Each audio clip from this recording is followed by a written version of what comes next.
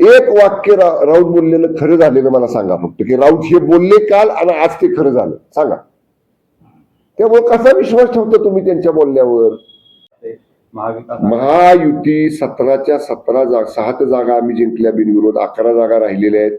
11ही जागा महायुती खूप मोठ्या फरकाने जिंकेल. महाविकास आघाडीच्या लोकांनी 6 लोकांनी पळ काढला ना कालच. अर्ज भरले, सगळं झालं, ताकदीनं लढणार निवडणुका म्हटले आणि शेवटच्या तासात 6 लोकांनी त्यांच्या काढले अर्ज. त्यांनी समोर समीकरण पाहिलं ना मतांचं, की महायुतीकडे बेरजा किती आहेत मताच्या आणि महाविकास आघाडीकडे काय दिसतंय चित्र. मग त्यांनी ते ठरवलं आपल्याकडे जर हिथं पराभव होणार आहे तर नाही लढायचं. आता जे लोक लढतायत त्यांना मतदानात दाखवू आम्ही महायुती. काय कारण काय मत हे बघा, महाराष्ट्रामध्ये 1 नंबरचा पक्ष भाजप आहे, 2 नंबरचा पक्ष शिवसेना आहे, 3 नंबरचा पक्ष राष्ट्रवादी अजितदादा पवार आहे.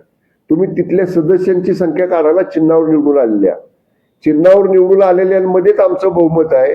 अधिक अनेक ठिकाणी स्थानिक आघाड्या आमच्या बरोबर आहेत. माझ्या जिल्ह्यातलं उदाहरण द्यायचं झालं तर कराडला आम्ही यशवंत विकास आघाडी करून एकत्र निवडणूक लढली शिवसेनेबरोबर. आज पूर्ण आमची आघाडी आमच्या बरोबर आहे. तिथले सगळे नगरसेवक आमच्या बरोबर आहेत, अर्ज भरायला, बैठकीला, सगळ्याला ते आमच्या बरोबर आहेत. अशा अनेक ठिकाणी आघाड्या आहेत ना स्थानिक, की त्या आघाड्या सुद्धा कुठली भाजप बरोबर आहे, कुठली आमच्या बरोबर आहे, कुठली दादांच्या राष्ट्रवादी काँग्रेस बरोबर आहे. याची सगळी जर संख्या काढली तुम्ही तर खूप फरक आहे त्याच्यामध्ये. स्थानिक प्रश्न कोटीच्या घरात उड्डाण झाल्याचा राऊत म्हणतात, राऊत त्याला काय काम आहे दुसरं साहेब? त्याला आता सांगा, ते कमी बोलली आकडा, त्यांना काय तोंडाला येईल ते आकडा बोलतात. अहो मला सांगा, मी तुम्हाला प्रश्न विचारतो साहेब सगळ्यांना, एक वाक्य राऊत बोललेलं खरं झालेलं मला सांगा फक्त, की राऊत हे बोलले काल आणि आज ते खरं झालं सांगा. त्यामुळे कसा विश्वास ठेवता तुम्ही त्यांच्या बोलण्यावर? अमक्या हॉटेलमध्ये 150 कोटी दिले, तमक्या हॉटेलमध्ये 500 कोटी दिले, काही म्हणाले येईल ते आकडे बोलायचे.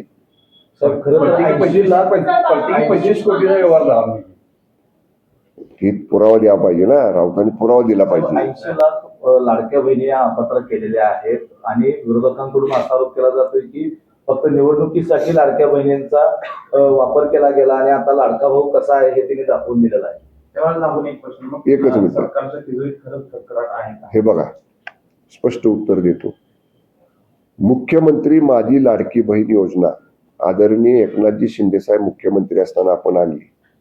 आज ते GR सरकारच्या वेबसाईटवर आहेत.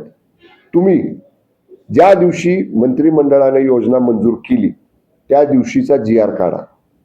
त्याच्यामध्ये ज्या अटी शर्ती आहेत त्याच्यात एकही नवीन अट नंतर इलेक्शन नंतर घातलेली नाही.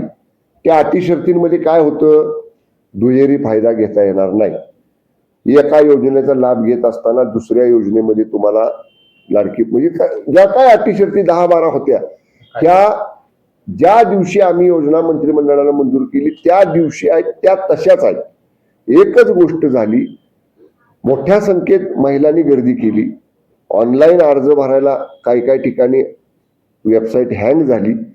मॅन्युअली आपण अर्ज भरून घेतले का तर महिलांची रीग लागली होती आणि त्या गडबडीमध्ये जी माहिती दिली, जी त्यांनी सादर केली ती भरून घेतली आपण आणि ते फॉर्म अपलोड केले आणि आपण त्याला पहिला हप्ता, दुसरा हप्ता वर्ग केला.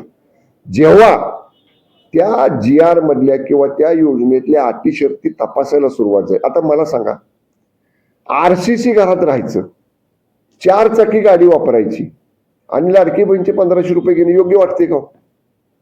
अंगणवाडी सेविका असेल, ग्रामसेविका असेल किंवा सरकारी कर्मचारी असेल, 10-20 हजार रुपये सरकारचा पगार घ्यायचा आणि पुन्हा 1500 रुपये घ्यायचे.